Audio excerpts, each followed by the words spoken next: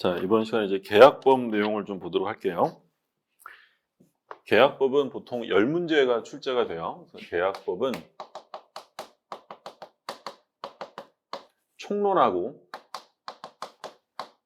계약법 강론 이렇게 이제 구별이 되고, 그러니까 계약법 총론에는 일단 계약법에 대한 서론이 나올 거예요. 계약법의 서론, 계약에 대한 기초 개념. 계약은 여러 종류가 있을 테니까 쌍무계약, 편무계약, 유상계약, 무상계약 이런 거 나오고, 그리고 이제 계약의 성립 이런 거 나오죠. 그래서 제일 기본으로 보실 게 계약의 종류하고 계약의 성립을 볼 거예요. 자, 그리고 이제 계약의 효력이 나오는데, 계약의 효력. 여기서 이제 출제가 되는 건 뭐가 있냐면, 일단 쌍무계약과 관련돼서 그 계약의 효력은 쌍무계약의 효력이라고도 하는데, 기본적으로 동시행의 항변권이 나올 거예요. 동시행의 항변권. 그 이제 위험부담을 공부할 거고요. 그리고 이제 제3자를 위한 계약. 제3자를 위한 계약. 요게 이제 그 효력에서 나옵니다. 그리고 이제 계약의 소멸과 관련해서는 계약의 해제, 해지. 요게 이제 총론에서 나오는 거고요. 강론에서는 우리 시험 범위는 세 가지예요. 매매계약, 교환계약, 임대차계약 이렇게 나옵니다. 보통 이제 총론에서는 5문제, 강론 5문제 이렇게 되고요. 그러니까 조금의 변화는 있을 수 있어요. 올해 같은 경우에는 총론에서 더 많이 출제가 됐는데, 그 총론에서는 출제되는 형태는 대부분 계약의 종류나 성립과 관련해서 여기서 이제 한두 문제가 출제가 되고요. 동시행의 항변권, 위험부담, 제3자를 위한 계약이 나오고, 가끔에서 하나가 빠질 수는 있고요. 해제에 대해서 보통 한두 문제가 나와요. 그리고 매매계약에서 보통 한 2문제 정도, 많이 나오면 3문제가 나올 수도 있고, 교환계약은 안 나올 때도 있고 1문제가 나올 때도 있고요. 임대차도 2문제에서 많이 나오면 3문제 정도 이렇게 나와요. 근데 이번 과정에서는 일단 강론으로 들어가려면 총론이 받쳐줘야 되니까 이번 과정에서는 여기 총론까지만 볼 거예요. 오늘 이제 마무리하는 종강이잖아요. 이번 과정은 총론까지 보고, 우리 다음 과정 이제 기본 이론 과정 가면 그때는 이제 자세하게 내용들을 좀 살펴보게 돼요. 요번은 총론을 공부한다라고 생각하시면 되고, 그럼 여기서부터 이제 차례대로 좀 내용을 볼게요. 자, 교재를 보면 앞에 계약의 의 이런 것들은 지금 안 보셔도 시험에 출제되는 사항이 아니고, 그럼 시험에 이제 출제가 되는 건 419쪽부터 맨 밑에, 419쪽의 맨 밑에 계약의 종류가 나옵니다. 1번에 전형계약과 비전형계약이 있는데, 이게 시험에 나오는 내용은 아니고요. 우리 계약법 공부하니까 간단하게 확인만 하면, 전형계약이라는 건 민법이 규정하고 있는 계약. 우리 민법은 15가지 계약을 정하고 있거든요. 그걸 이제 민법이 규정했다고 해서 전형적이다라고 해서 전형계약이라는 말을 씁니다. 그리고 민법이 정해놨으니까 전부 다 계약의 이름이 있을 거 아니에요. 매매, 교환, 임대차 이런 것처럼. 그러니까 이름이 있다고 해서 유명계약, 있을 유자, 이름 명자, 유명계약이고, 근데 계약은 자유가 원칙이잖아요. 그러면 민법이 정하는 15가지 계약 이외에 새로운 계약을 만들어낼 수도 있어요. 그럼 새로운 계약을 만들어내면 그건 전형적이지 않으니까 비전형 계약. 민법전에 이름이 있어요, 없어요? 없겠죠. 새로 만든 거니까. 그럼 그건 이름 없으니까 무명계약 이렇게 불러요. 그 내용이 잠깐 나와 있고, 자, 근데 이제 여기서부터 이제 확인하실 점은 420쪽에 괄호 2번 쌍무계약과 편무계약, 3번에 유상계약과 무상계약, 4번에 낙성계약과 요물계약. 요 종류들은 가끔 출제가 됩니다. 자, 그러면 2번은 우리 계약법의 공부에서 제일 기초가 되는 계약들이 2번, 3번이니까 볼게요. 1번에 보면 쌍무계약이란 당사자 쌍방이 서로, 자, 중요한 말이 뭐야? 대가적 의무야. 그러니까 서로 의무를 부담하고 있는데 그 의무가 대가적인 계약을 쌍무계약이다라고 불러요. 그래서 매매, 교환, 임대차, 고용, 도급, 조합, 화해 이런 조합 화해는 우리 시험하고는 상관없지만 이런 것들을 쌍무계약이라 하고, 소비대차, 위임, 임치도 유상이면 쌍무계약이 된다. 그러니까 소비대차, 위임, 임치는 유상이면 쌍무계약이고 무상이면 편무계약이 될 수도 있어요. 그러니까 무슨 얘기냐면 소비대차라는 건 빌리는 거죠. 빌리는데 만약에 이자를 주기로 했다면 대가가 있어요, 없어요? 있죠. 그럼 유상이잖아요. 그럼 그건 쌍무계약이 돼요. 근데 만약에 무이자로 돈을 빌렸다? 그러면 일방만 하는 거지 상대방은 반대급부를 안 주죠. 그럼 편무계약이에요. 마찬가지로 위임. 위임이라는 건 사건의 처리를 맡기는 거죠. 그게 위임이에요. 예를 들어 변호사에게 소송에 대해서 소송 위임을 했다라고 하잖아요. 그럼 그거 위임할 때 예를 들어 반대급부, 대가를 주면 그건 유상 쌍무계약이 되는 거고요. 근데 공짜로 해주는 경우도 있어요. 그러면 무상 편무계약이 되기도 해요. 그리고 임치, 임치는 우리가 앞에서 공부했었는데 오래전에 해서 기억은 잘 안 나실 거야. 임치는 무슨 계약이라고 했냐면 보관계약이에요. 보관계약. 그럼 물건을 맡길 때 공짜로 맡기면 무상 편무계약이 되고요. 대가를 주고 창고업처럼 대가를 주고 맡기면 유상 쌍무계약이 되는 거예요. 그래서 여기 나온 소비대차 위임 임치는 쌍무가 될 수도 있고 편무가 될 수도 있는 계약 세 가지가 있고 2번 편무계약은 뭐 반대급부가 없는 대가적 의미가 없는 걸 말하겠죠. 자, 3번의 구별 실익 요거는 별표해 두시고 쌍무계약에 있어서는 쌍무계약은 대가가 있으니까 동시행의 항변권과 위험부담의 문제가 생겨요.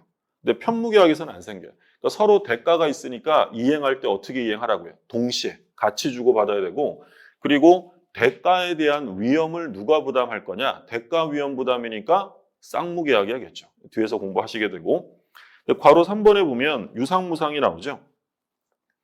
계약의 전 과정을 통해서 당사자가 서로 대가적 의의를 가진 재산상 출연을 하면 유상, 안 하면 무상이에요. 그러면 3번의 구별 실익 역시 별표 하나 해두시고요.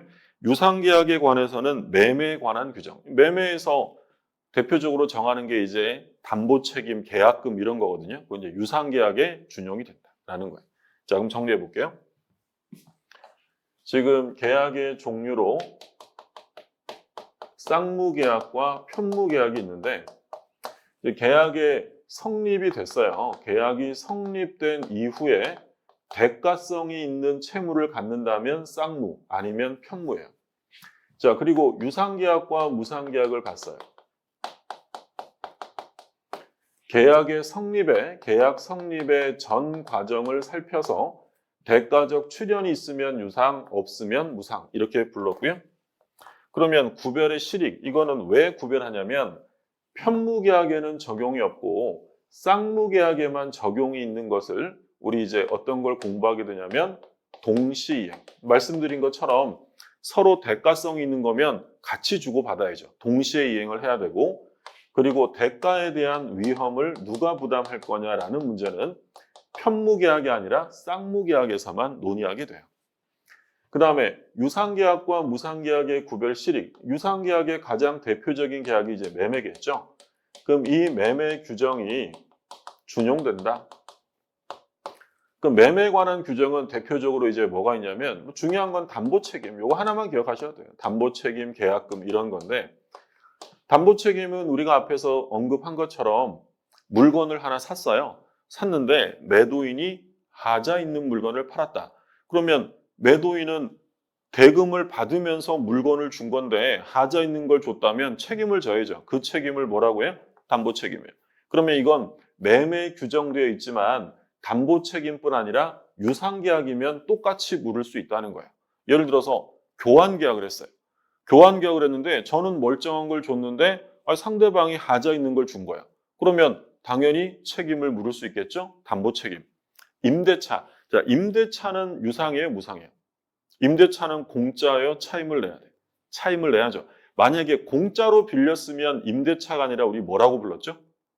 사용대차. 그러니까 사용대차는 공짜고 임대차는 차임을 내는 거예요.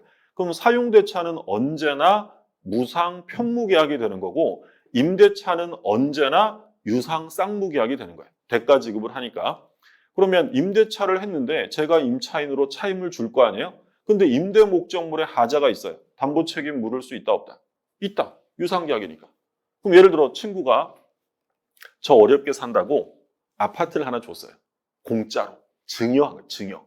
근데 아파트를 증여받고 보니까 아이 주려면 좋은 걸 주지 이게 하자가 있어요. 그러면 제가 친구한테 야, 너 왜 이딴 걸 주니? 이러면서 하자에 대한 담보 책임을 물을 수 있을까 없을까요? 없죠. 왜 없어요? 공짜니까. 이건 유상계약에만 적용되지 무상계약에는 나올 수 없다라는 거예요. 그게 이제 구별의 실익이고요. 그러면 유상계약과 쌍무계약은 거의 유사합니다. 그래서 유상계약과 쌍무계약은 일치합니다 이러고 끝나면 참 좋을 텐데 일치하진 않아요. 뭐 때문에 그러냐면 요 현상광고라는 계약 때문이에요. 이 현상광고라는 계약은 유상계약인데 쌍무계약이 아니라 편무계약이에요. 현상광고는 유상계약이지만 쌍무가 아니라 편무다. 그래서 일치되지는 않는다는 거예요. 그럼 얘는 뭐냐? 공식적인 시험 범위는 아닙니다만 개념은 알고 계셔야 돼요. 현상광고는 뭐냐면 우리 뭐 쉽게 생각하면 길 가다가 보면 경찰서 앞에 전단지 붙어 있는 거 보셨죠? 쫙 붙어 있잖아요. 험상궂은 사람 이렇게 있고 예를 들어서 뭐 잡아주시면 또는 결정적인 제보를 해주시면 50만 원 드립니다. 자, 이렇게 돼 있는 거예요. 그럼 제가 만약에 경찰서에 전화해서 아저씨 제가 잡아드릴게요 라고 승낙을 하면 계약이 성립될까요? 안 될까요? 그걸로는 안 되죠. 50만 원 받으려면 잡아오던가 아니면 결정적 제보를 해줘야지만 받을 수 있어요. 이런 계약을 뭐라고 하냐면 우리가 보통 계약의 성립은 청약과 승낙으로 이루어진다고 하잖아요. 그럼 청약과 승낙 이외에 물건의 인도나 또는 어떤 지정 행위를 완료해야 성립하는 계약을 뭐라고 하냐면 요물계약이다라고 불러요. 요물계약. 물건의 인도를 요구한다. 이렇게 생각하시면 돼요. 그러면 요물계약과 대칭되는 개념은 뭐였어요? 낙성계약이라고 해요. 낙성계약. 그럼 낙성계약은 승낙으로 성립하는 거예요. 다른 거 필요 없고 청약과 승낙으로 성립하는 게 낙성계약이고 요물계약은 청약과 승낙 이외에 또 다른 게 요구되는 거예요. 물건의 인도 같은 거. 우리 시험 범위에서 요물계약은 현상광고 하나 있어요. 전형계약으로 나오는 건. 그럼 대표적인 요물계약은 뭐가 있냐면 현상광고가 있고요. 그리고 또 우리가 나중에 공부하겠지만 계약금 있어요. 계약금. 계약금 계약. 계약금 계약은 내가 계약금 줄게 이런다고 성립하는 게 아니라 계약금을 지급해야 성립해요. 요물계약이에요. 또 전형계약은 아니지만 대물변제가 있어요. 대물변제. 대물변제는 뭐예요? 대신 물건으로 변제하는 거예요. 예를 들어 제가 친구한테 뭐 50만 원 빌린 게 있어요. 근데 제가 지금 돈이 없어서 친구한테 뭐라고 했냐면 야 친구야 내 노트북이 50만 원 넘어. 돈이 없는데 이걸로 대신 갚으면 안 될까? 그래도 친구가 좋아 라고 합니다. 자 그러면 이 물건으로 대신 갚으면 안 될까? 친구가 좋아라고 했다면 대물변제 계약이 성립될까요? 안 될까요? 안 되는 거예요. 이건 대물변제 예약을 한 거고요. 대물변제가 성립하려면 그 노트북을 인도해야 돼요. 그게 무슨 계약이라고요? 요물계약이에요. 그래서 대표적인 요물계약은 현상광고, 계약금 계약, 대물변제. 뭐 보증금 계약도 논의하는데 그건 학설의 다툼이 있고 세 가지가 대표적이에요. 현상광고, 계약금 계약, 대물변제 이렇게 되어 있고요. 그래서 얘랑 완전히 일치하지 않기 때문에 현상광고 계약을 좀 주의하셔야 되는데 이런 거 한번 볼게요. 지금 갑이라는 사람이 전봇대에다가 벽보를 붙였어요. 우리 집 나간 개를 찾아요. 우리 집 누렁이를 찾아요. 누렁이 사진 이렇게 붙여놓고요. 그리고 누렁이 찾아주시면 50만 원 드림 이렇게 돼 있고 전화번호 적혀 있어요. 그럼 이 갑은 뭘 한 거냐면 현상광고 계약에 청약을 한 거예요. 청약. 근데 의리어 이거 벽보 보고요. 갑한테 전화 걸어서 제가 찾아드릴게요. 라고 승낙을 합니다. 그러면 50만 원 받을 수 있나요? 못 받죠. 이것만으로 성립하는 게 아니라 이 계약이 성립하려면 뭘 해야 돼요? 누렁이를 데려다 줘야죠. 그러면 얘가 개를 데려다 주면 이제 계약이 뭐가 된 거예요? 성립. 누렁이 데려다 주면 이제 성립하는 거예요. 그러면 갑거래 관계를 보면 이제 누렁이 데려다 줬으니 계약이 성립되었다. 그러면 성립 이유를 보면 갑은 을에게 이제 50만 원을 줘야죠. 그러면 을은 갑에게 이제 더 이상 뭐 줄 게 있어요, 없어요? 없죠. 이미 델타 줬으니까. 자, 그러면 계약 성립의 이유를 한번 살펴보세요. 계약 성립의 이유를 살펴보면 서로 대가적 채무가 있어요. 한 사람만 이행하는 거예요. 계약이 성립된 이유를 보니까 누렁이는 이미 데려다 준 거니까 이제 갑만을에게 50만 원 줄 채무가 남아있죠. 무슨 계약이라고? 편무계약. 근데 계약 성립의 전 과정을 살펴보면 갑이 이유 없이 50만 원을 주는 거예요. 을도 반대적 출연을 한 거야.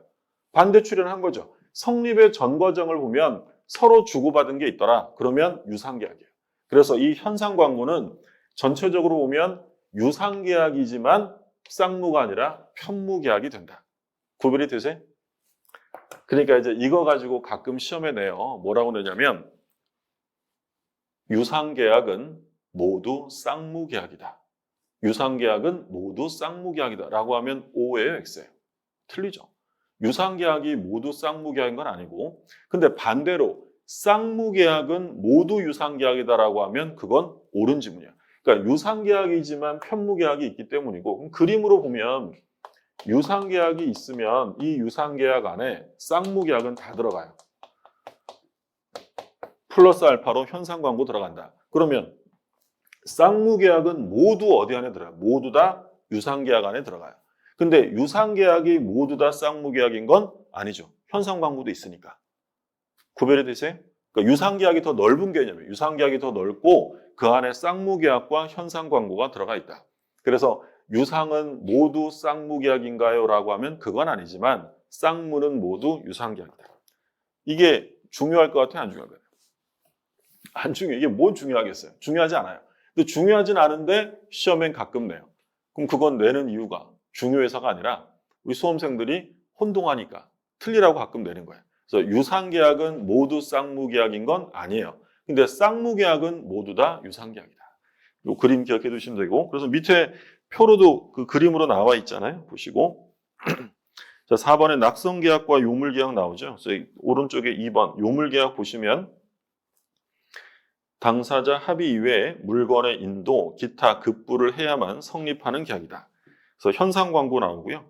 그리고 비전형 계약 중에 계약금 계약, 대물변제 이게 대표적이고, 이번 시험에 현상광고 나왔어요. 현상광고가 낙성계약에 틀리긴 했어요. 현상광고는 요물계약이다라고 했고, 그 다음에 5번에 계속적 계약과 일시적 계약이 나오는데, 근데 이제 계속적 계약이라는 건 당사자가 계약을 체결하고 일정 기간 동안 서로에게 권리 의무가 계속되는 계약이고요. 한 번 하고 끝나는 거, 그건 일회적 계약, 일시적 계약이에요. 매매 계약 한번 생각해 보세요. 갑이 을에게 부동산을 팔았다. 그럼 부동산 주고 돈 주고 끝. 일회적 계약이에요. 근데 갑이 을에게 임대차를 했어요. 임대차. 그러면 임대차 기간 동안 을이 목적물을 사용하고 갑은 일정한 의무를 갖고 또 반대급부도 있을 거고, 그럼 임대차는 한 번 하고 땡이 아니라 일정 기간 지속되죠. 고용계약 어때요? 고용계약은 계약하면 끝이에요. 일정 기간 지속되죠. 그런 걸 계속적 계약이라 하고, 그럼 차이는 뭐냐면 이런 일회적 계약을 소멸시키는 걸 계약에 우리가 해제라고 공부할 거예요. 해제. 근데 임대차 같은 건 우리가 법 공부 안 해도 흔히 뭐라고 하냐면 임대차는 해지한다라는 말을 쓰죠. 그러니까 요 지자는 그칠 지자예요. 그러니까 계속적 계약이 지속되다가 여기서 중단한다라는 거죠. 그래서 해제는 일회적 계약에, 해지는 계속적 계약에 쓰이는 말이다라는 점 구별해 두시면 되겠고요. 자, 여기까지 보셨고, 그 다음에 이제 계약의 성립이 나옵니다. 계약의 성립은 뭐 매년 한 문제가 출제가 된다라고 생각하시면 돼요. 그리고 이 계약의 성립은 어렵게 나올 게 없어요. 그러니까 무조건 나중 되면 마칠 수 있도록 출제가 되는 부분이니까 성립 잘 보시고요. 그러면 1번에 보면 청약과 승낙에 의한 성립이 나오고, 그러면 두 번째로는 나중에 뭐가 나오냐면 청약과 승낙이 아닌 다른 방법, 기타 방법에 의한 성립, 두 가지로 나눠요. 그러니까 계약의 성립은 고전적으로 계약은 청약과 승낙으로 성립되어 왔다라고 했는데 다른 방법으로 성립되는 게 두 가지 나오니까 그 끝에 가서 보시면 되고요. 그럼 이제 1번에 볼게요. 객관적으로 합치한다. 내용이 합치돼야죠. 서로 내용이 다르다면 합치될 수가 없죠. 그럼 계약이 성립되지 않고요. 그 다음에 2번에 보시면 주관적 합치, 상대방의 합치라고 해요. 그래서 둘째 줄에 뭐라고 돼 있어요? 가운데. 예를 들어 갑이 을에게 청약을 했더니 옆에 있던 병이 승낙을 합니다. 그럼 계약은 성립될 수가 없는 거죠. 상대방도 합치가 돼야 한다. 그래야 계약이 성립이 된다라는 거죠. 당연하잖아요. 뭐 우리 혼인계약 같은 거 생각해 보면 갑이 을한테 저랑 결혼해 주실래요? 라고 청약을 해요. 갑이 을한테. 근데 을은 가만히 있는데 옆에 있던 병이 제가 할게요 라고 승낙하면 결혼계약이, 혼인계약이 성립될 수 있어요? 없어요? 없죠. 상대방도 합치가 돼요. 특정인에게 청약했다면 그 특정인이 승낙을 함으로써 계약이 이루어져요. 자, 그럼 이제 밑에 청약을 볼게요. 청약. 계약의 성립은 갑이 을에게 청약을 하고 을이 갑에게 승낙을 함으로써 계약이 성립되어집니다. 근데 을이 승낙만 하면 곧바로 계약이 성립돼야 되기 때문에 이 청약은 구체적이고 확정적이어야 돼요. 이게 구체적이고 확정적이어야만 을이 승낙함으로써 갑이 또 다른 의사를 표시하지 않아도 계약은 성립할 수 있기 때문이에요. 만약에 갑이 한 의사표시가 구체적 확정적이 아니다라고 하면 그건 청약이 아니라 청약의 유인이라고 불러요. 그러니까 청약과 비교되는 개념은 청약과 청약의 유인이 있어요. 그러면 얘는 딱 들어보면 말 그대로 청약을 하도록 뭐 하는 거예요? 유인, 꼬드기는 거예요. 그러면 꼬드길 때는 구체적, 확정적으로 꼬드겨요? 두리뭉술하게? 추상적이었어요. 얘는 추상적인 거예요. 그러니까 대표적인 유인은 뭐가 있냐면 광고, 분양 광고, 구인 광고 이런 것들은 청약이 아니라 유인이다라는 거예요. 그럼 예를 들어서 제가 집에 있는데 구인 광고가 예를 들어 TV에 나왔어요. 구인 광고인데 어떤 뭐 전자회사인데 연봉 엄청 준대요. 그게 청약이에요, 유인이에요? 그게 만약에 청약이라면 제가 그거 보는 즉시 바로 그 회사로 전화해서 저 내일부터 갑니다 라고 승낙만 하면 곧바로 고용계약이 성립한다는 거죠. 말이 안 되잖아요. 그럼 그건 청약이 아니라 뭐예요? 유인이에요, 유인. 그러면 유인을 받은 저는 이제 뭘 해야 될까요? 이력서나 각종 스펙 같은 거 만들어 가지고 그 회사에다가 청약을 하고 유인을 했던 쪽에서 승낙함으로써 이루어지는 거예요. 그건 청약의 유인이에요. 예를 들어서 우리 시험에 한번 뭐라고 나왔냐면 갑이 을에게 너 우리 집 살래라고 했어요. 너 우리 집 살래. 그러면 이건 청약이겠어요? 유인이겠어요? 그럼 만약에 을이 한다고 해서 계약이 성립될 수 있느냐? 될 수가 없죠. 왜냐하면 갑이 한 건 구체적 확정적이 아니잖아요. 그럼 갑이 을한테 너 우리 집 1억 원에 살래라고 했다면 구체적 확정적이니까 을이 승낙만 하면 곧바로 계약이 성립되는 거야. 그렇지 않으면 그건 유인이다.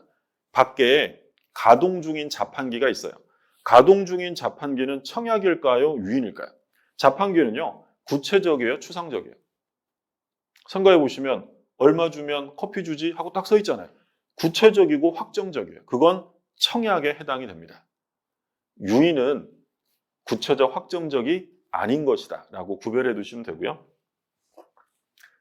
그리고 이 청약은 구체적 확정적이어야 되고요.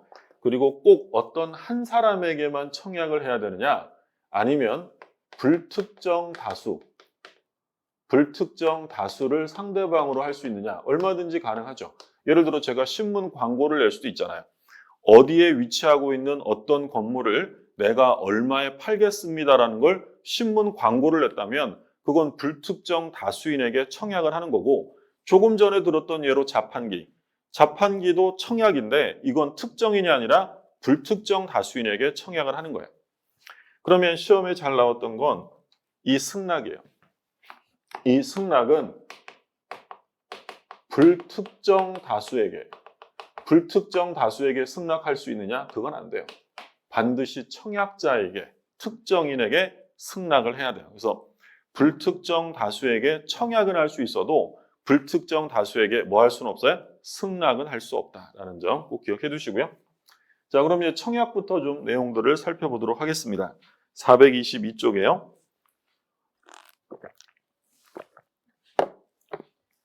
422쪽에 의에서 셋째 줄 마지막에 볼게요. 셋째 줄 마지막에 승낙만 있으면 곧 계약이 성립하는 뭐야 돼? 구체적 확정적 의사표시. 구체적 확정적에 별표 하나 해두시고요. 그리고 이번에 청약의 성질과 요건. 청약은 뭐 의사표시죠. 자, 동그라미 2번 매우 중요합니다. 청약은 상대방 있는 의사표시지만 그 상대방은 특정인이 아니더라도 상관없다. 즉 불특정 다수인에 대한 것도 유효하다라고 되어 있고요. 3번에 뭐랑 구별하시라고 했어요? 청약의 유인과 구별하세요라고 되어 있고요. 판례 제목에 분양 광고 나와 있죠. 그럼 분양 광고는 뭐라 그랬어요? 광고, 유인이에요. 유인. 자, 그 다음에 밑에 3번에 청약의 효력인데 청약의 효력 발생 시기. 청약도 의사표시죠. 그럼 청약도 의사표시니까 언제 효력이 발생돼요? 도달되면 효력이 발생한다. 이거 우리가 총칙할 때 의사표시하면서 봤죠? 111조 1항에서 도달주의를 규정하고 그리고 우리 2항이 되게 중요하다고 했는데 2항에 어떤 말이 있었냐면 의사표시를 발송한 다음에 표의자가 사망하거나 제한 능력자가 됐어요. 그럼 의사표시를 발송한 사람이 사망하거나 제한 능력자가 되면 그 의사표시는 무효예요? 유효해요? 유효하죠. 영향을 미치지 아니한다라고 했어요. 그럼 똑같은 내용 나오는 거예요. 자, 1번 기억. 청약도 하나의 의사표시이므로 원칙적으로 도달에 의해서 효력이 발생이 되고요. 자, 다음에 니은. 청약자가 청약을 발신한 후 그것이 상대방에게 도달하기 전에 사망하거나 또는 행위 능력이 제한되더라도 청약의 효력에는 영향을 미치지 아니한다. 여기까지만 보시면 돼요. 니은이 이번 시험에 정답 지문으로 출제가 됐어요. 갑이 청약을 한 이후에 사망하거나 제한 능력자가 되었다. 어떻게 되느냐? 아무 상관없어요. 도달되면 효력이 발생된다. 영향을 미치지 아니한다라고 했고요. 물론 이제 우리가 좀 이따 보겠지만 발신주의를 취하는 예외가 있었죠. 그래서 의사표시할 때 우리 시험 범위에서 발신주의를 취하는 게 2개 있다 그랬어요. 2개. 첫 번째는 무권대리에서. 무권대리에서 상대방 최고에 대한 본인의 확답은 발신주의. 두 번째는 격지자 간의 승낙만. 격지자 간의 승낙만 발신주의라고 했던 거예요. 그게 이제 좀 이따 나올 텐데 그럼 그거 아니고 나머지는 다 뭐라고 생각하시면 돼요. 도달주의다라고 생각하시면 돼요. 자, 그래서 424쪽에 청약의 구속력인데 527조 계약의 청약은 이를 철회하지 못한다. 언제부터 못한다는 거예요? 발송하면 못한다는 걸까요? 도달되면 못하는 걸까요? 당연히 도달되면 철회할 수 없는 거죠. 도달돼야 효력이 발생하니까 물론 예외는 있어요. 그래서 맨 밑에 디귿에 보시면 구속력의 배제라고 해서 승낙기간을 정하지 않은 누구 사이? 대화자 사이 청약. 그리고 철회권을 유보에 동그라미를 해두시고 그러니까 청약을 할 때 거기다가 미리 뭐라고 써두는 거예요? 이러이러한 일이 있을 때는 이 청약의 효력은 없습니다. 라고 철회할 수 있음을 미리 유보해 두었다면 그때는 가능하다라는 거예요. 자, 그 다음에 528조 볼게요. 528조 1항만 일단 보세요. 2항, 3항은 뒤에 승낙편에서 공부할 거고 1항. 승낙의 기간을 정한 계약의 청약은 청약자가 그 기간 내에 승낙의 통지를 받지 못한 때에는 그 효력을 잃는다.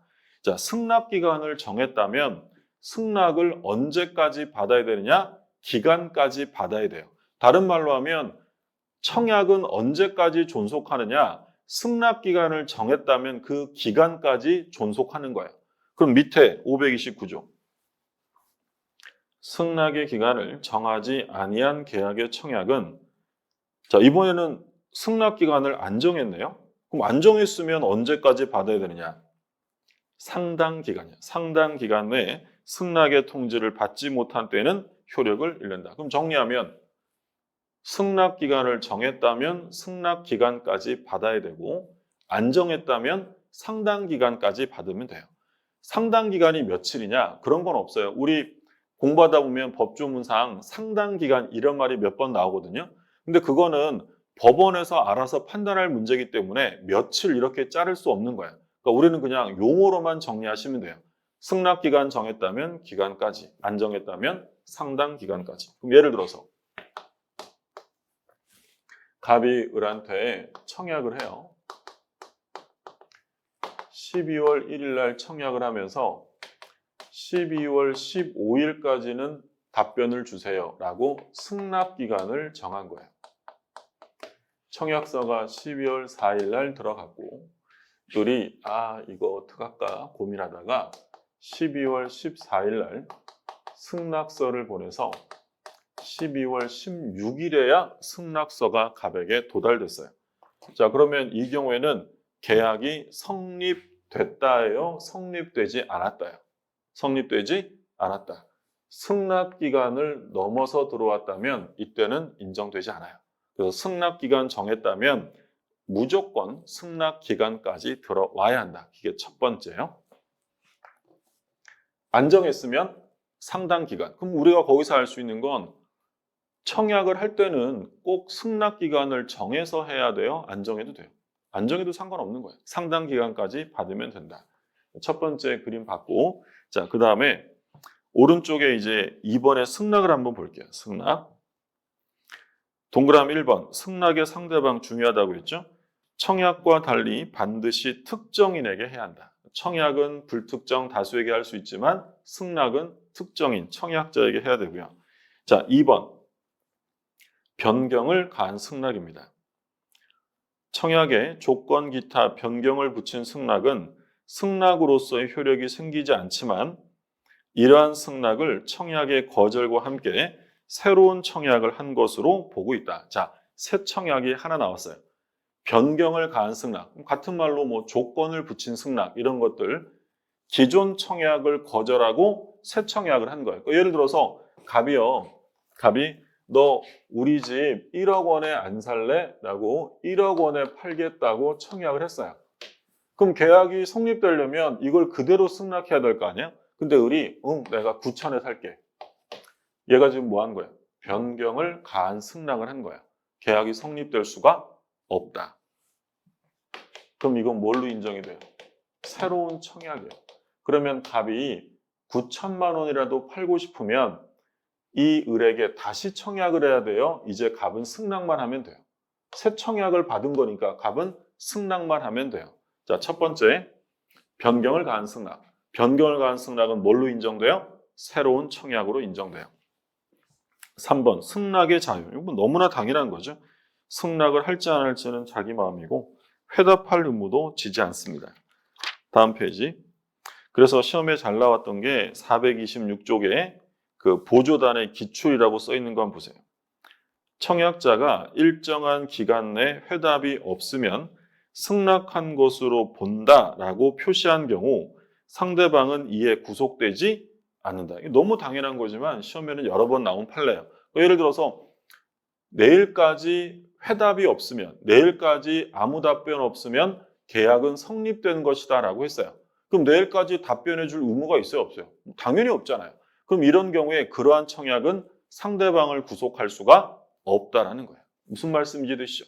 당연히 댁에 계시는데 전화가 한 통 왔어요. 여보세요? 그랬더니 여기 노량진역 앞에 있는 어디 공인중개사 사무실인데 역 옆에 좋은 땅 200평이 나왔거든요. 내일까지 아무 말씀 없으면 사시는 거예요 하고 뚝 끊었어요. 아무 말 안 하면 사야 돼요? 말이 안 되잖아요. 그러니까 이건 그냥 상대방을 구속할 수 없는 내일을 승낙기간으로 정한 청약을 한 것에 지나지 않아요. 그래서 이게 구속된다 이렇게 써 있으면 틀리니까 조심하시고요. 자, 그 다음에 이제 연착된 승낙을 볼게요. 530조. 전 2조의 경우에, 자, 그 다음이 중요해요. 연착된 승낙은 뭘로 봐요? 새 청약으로 볼 수 있다.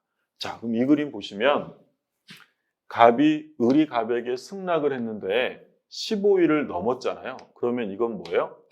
연착된 승낙이에요. 그럼 연착된 승낙은 뭘로 본대요? 새로운 청약이에요. 자, 일단 승낙이 연착되었다면 계약이 성립될 수 없다 그랬어요. 그러면 계약은 성립될 수 없지만 이건 뭘로 인정해 주냐면 새로운 청약으로는 인정을 해준대. 그러면 갑이 원하면 뭐만 하면 되겠어요?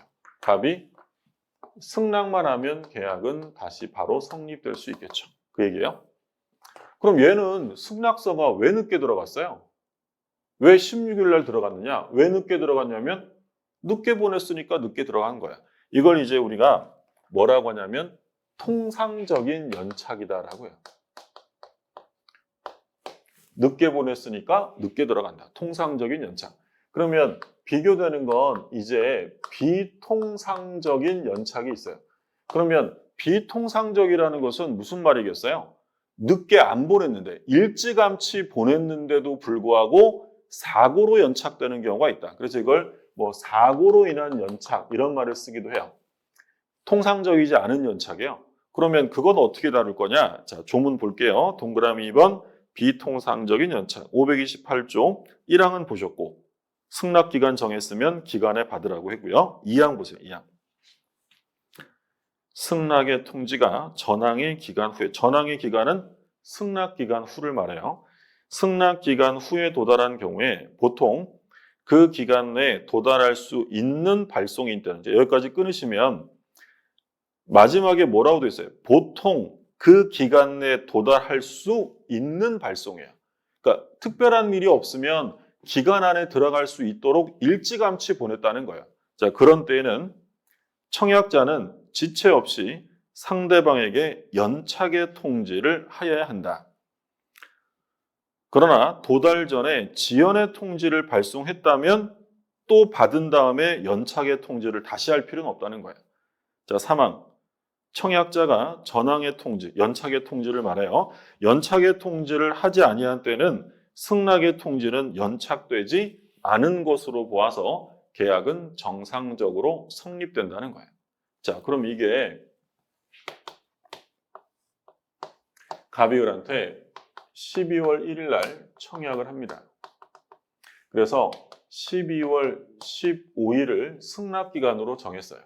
그래서 이 청약서가 예를 들어 12월 4일 날 도달이 됐고 을이 마음에 들어서 예를 들어 12월 8일 날 승낙서를 보냈는데 그러면 12월 8일 날 승낙서를 보냈다면 보통이라면 당연히 언제까지 들어가겠어요? 15일까지. 기간 내 도달이 되었을 겁니다. 그런데 우체국에 무슨 사정이 생겼다, 무슨 사고가 생기는 바람에 이게 12월 17일에야 들어가게 되었다. 자, 그러면 우리가 공부한 바에 의하면 승낙기간을 정했는데 기간이 넘은 거예요. 그럼 계약이 인정될 수 있다요, 없다요? 없다요, 없다. 그게 원칙이에요. 그런데 이건 보통이라면 기간 내 도달이 될 거였잖아요. 그러면 을의 입장에서는 12월 8일 날 승낙서를 보낸 을은 이 계약이 성립된 걸로 할까요? 안 된 걸로 할까요? 당연히 이렇게 일찍 보냈으니까 성립된 걸로 할 거 아니에요. 그러면 을의 입장도 고려해 줘야 되니까 법에서 지금 뭐라고 돼 있냐면 이런 경우에는 갑이 을에게 뭘 해줬어야 한다는 거예요. 연착의 통지를 해 주었어야 한다는 거예요. 그러니까 이 갑이라는 사람이 승낙서를 받았어요. 승낙서를 받았는데 우편 소인을 봤더니 8일자가 찍혀 있어요. 아니 이거 왜 이렇게 늦었지? 이상하네 라고 했을 때 갑이 이 계약을 원하지 않았다면 뭘 해주라고요? 연착의 통지를 해주라고. 그럼 연착의 통지를 해주지 않았다면 이 계약은 정상적으로 성립이 돼요. 그러면 연착의 통지를 안 하면 연착되지 않은 것으로 보니까 며칠 날 성립되느냐? 12월 며칠이겠어요? 얘들 격지자죠? 우리가 우편의 방법을 썼다면 그건 무조건 100% 격지자예요. 그러면 이건 언제 성립하냐면 8일날 연착되지 않은 거니까 승낙서를 발송한 날에 계약이 성립된다는 거예요. 이해되셨어요? 계약의 성립 파트에서는 요것만 좀 이해하시면 돼요. 나머지는 뭐 이해하고 말고가 아니라 들으면 다 알 수 있는 건데 요거 좀 조심하셔야죠. 자, 그럼 정리해 볼게요. 보통이면 기간 내에 도달될 수 있는 승낙인데 늦어진 거예요. 근데 이 갑이 그냥 이 계약을 그냥 하고 싶어요. 하고 싶으면 갑은 어떻게 하면 돼요? 가만히 있으면 돼요. 가만히 있는다. 즉 연착의 통지를 안 하면 정상적으로 성립돼요. 근데 이 갑이 변심했어요. 마음이 바뀌어서 이 계약 안 하고 싶어. 그럼 갑은 얼른 뭐 해야 돼요? 얼른 연착의 통지를 해야 돼요. 연착의 통지를 하면 이제 계약은 성립되지 않아요. 그 얘기죠. 연착의 통지를 했느냐 안 했느냐. 근데 이런 경우는 있을 수 있죠. 예를 들어서 12월 16일. 여기서 12월 16일이라는 것은 승낙 기간은 넘었는데 아직 연착된 승낙서를 받지 않은 상황이에요.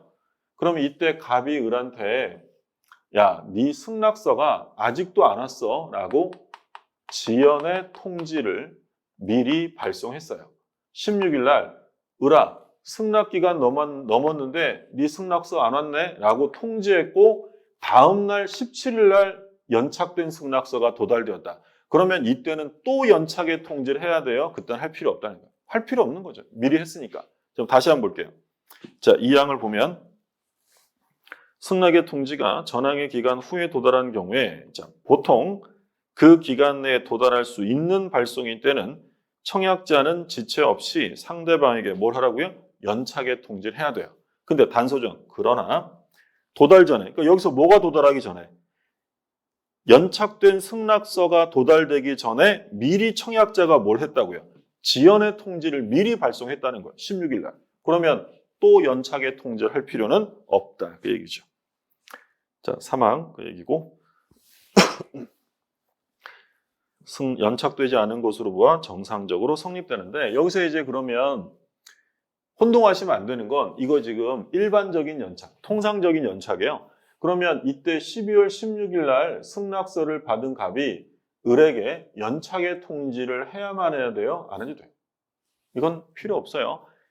연착의 통지라는 말은 연착됐다고 무조건 하라는 게 아니라 비통상적인 연착일 때 하는 거고요. 이건 왜 늦게 들어갔어요? 늦게 보냈으니까 늦게 들어갔죠. 뭐 이런 경우에는 연착의 통지를 안 해도 계약은 성립되지 않아요.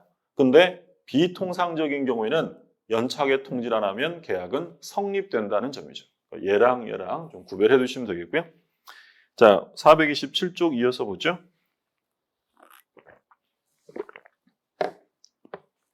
계약의 성립식인데 531조 격지자 간의 성립식이 격지자 간의 계약은 승낙의 통지를 뭐한 때?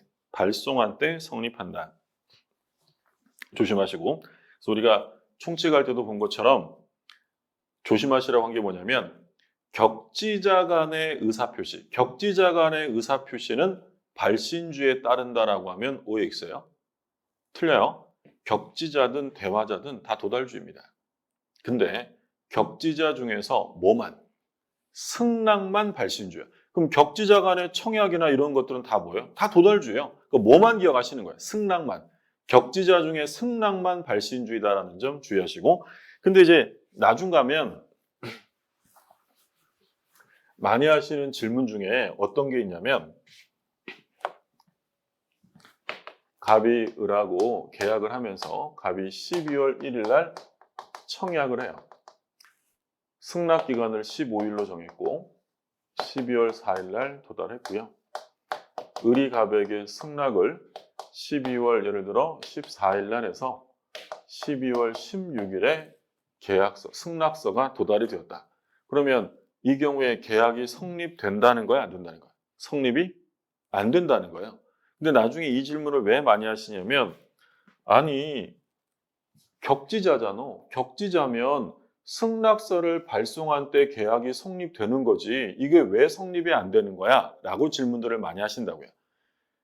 조심하실 점은 격지자 간의 계약의 성립 시기가 승낙서를 발송한 때라는 건 전제 조건이 뭐냐면 승낙 기간 안에 들어갔어야 돼요.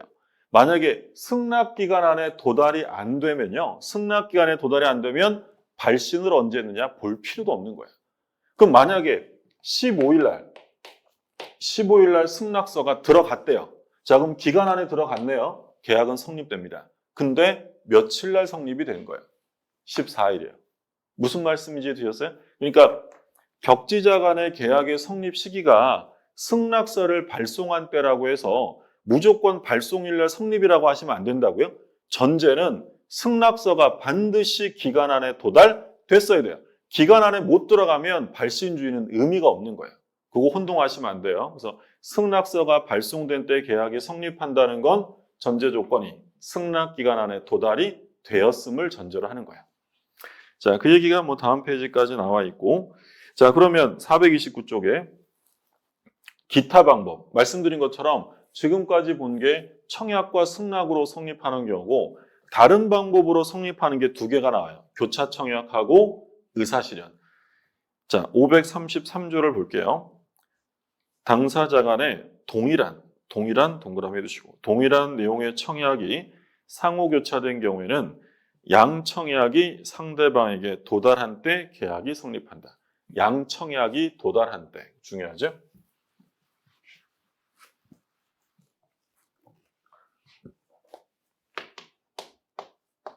이게 무슨 얘기냐면 12월 1일 날 갑이을한테 야, 너 우리 집 1억 원에 안 살래? 라고 매도하겠다는 청약을 했어요. 청약서가 예를 들어 4일 날 도달되었다. 그러면 을이 청약을 받아보고 마음에 들어서 응, 내가 살게 라고 하면 승낙인데, 근데 12월 3일 날, 여기서 12월 3일이라는 건 뭘 말하고 싶은 거냐면 을이 청약서를 아직 받지 않은 상황이에요. 그러니까 갑의 청약을 모르는 상황에서 아주 우연하게도 을이 갑에게 야, 내가 니네 집 1억 원에 사면 안 되니? 라고 청약을 한 거예요. 12월 6일 날 도달되었다. 그러면 을이 한 건 승낙이 아니지만 둘 다 청약을 한 거지만 이 청약의 내용이 어떻다고요? 둘 다 똑같아요. 동일하다. 그러면 동일한 청약이 서로 교차되었다. 그럼 이 경우에는 계약의 성립을 막을 이유는 없잖아요. 인정해 주겠다는 거예요. 대신 며칠 날 인정하느냐. 나중 청약이 발송된 때여 도달돼야 돼요. 도달돼야 돼요. 얘가 한 건 승낙이 아니잖아요. 그래서 교차 청약, 청약이 교차되어서 계약이 성립되려면 일단 그 청약의 내용은 반드시 동일한 내용, 같은 거야 되고요. 그리고 성립되는 시점은 양 청약이, 마지막 청약이 도달되었어야 한다. 그럼 시험에 틀리게 나오면 나중 청약이 발송된 때 성립한다면 틀려요. 나중 청약이 어떻게 도달이 됐어야 한다는 얘기, 그 얘기고. 자, 그 다음에 532조. 청약자의 의사표시나 관습에 의하여 승낙의 통지가 필요하지 아니한 경우에는 계약은 승낙의 의사표시로 인정되는 사실이 있는 때 성립한다. 그러니까 승낙의 의사를 표시하진 않았지만 승낙으로 볼 수 있는 일정한 사실이 있으면 계약은 성립한다. 우리가 뭐 많이 들은 얘기가 유료 주차장이 있어요? 그럼 제가 유료 주차장에다가 주차를 합니다. 그럼 제가 승낙의 의사를 표시하지 않았다 하더라도 주차라는 이 사실이 있으면 주차 계약은 바로 성립된다라는 거야. 당연한 거죠. 또는 뭐 서점에 가서 신간서적에다가 마음에 들어서 거기다가 제 이름을 썼어요. 계약은 성립하는 거야. 마트에 가서 끌고 다니면서 장 보다가 갈증 나서 물을 하나 따먹었어요. 승낙의 의사를 표시하지 않았어도 계약은 성립하는 거야. 그럼 각각 계약은 언제 성립하느냐? 주차했을 때 또는 물을 땄을 때, 서점에서 책에다가 이름 썼을 때 계약은 성립합니다. 그 얘기는 청약자가 그 사실이 있었음을 인식해야 될까요? 필요 없을까요? 그런 건 필요 없어요. 몰랐을 수도 있죠. 마트 주인이 제가 음료수 딴 거 모를 수 있잖아요. 아무 상관없다고요. 계약이 성립하는 시점은 그 사실이 있었던 때예요. 그러면 동그라미 2번 볼게요. 계약의 성립 시기. 의사실현에 의한 계약의 성립 시기는 승낙으로 인정되는 뭐가 있을 때? 사실이 있는 때 성립하는 것이며 청약자가 인식해야 되느냐? 인식할 수 없는 경우도 허다하니까 인식할 필요는 없어요. 그래서 만약에 청약자가 이를 인식하여야 계약이 성립한다라고 하면 틀리는 거죠. 자, 다음 페이지에 계약 체결상 과실 책임 나오는데 여기서부터는 쉬었다가 보시죠.